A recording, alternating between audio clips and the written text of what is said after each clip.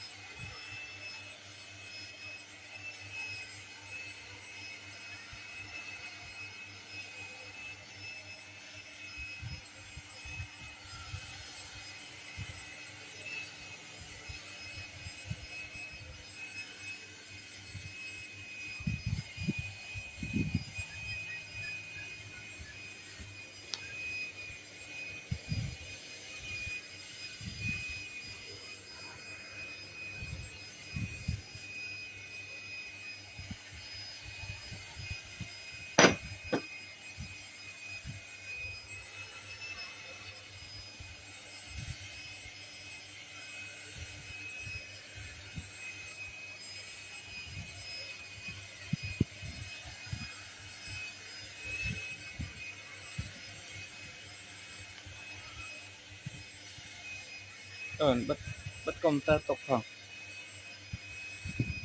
bác chào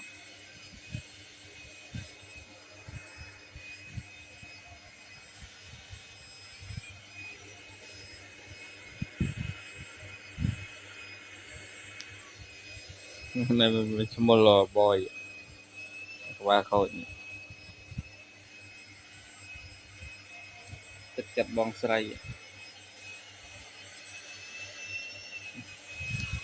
នេះទឹកចិត្តបងស្រី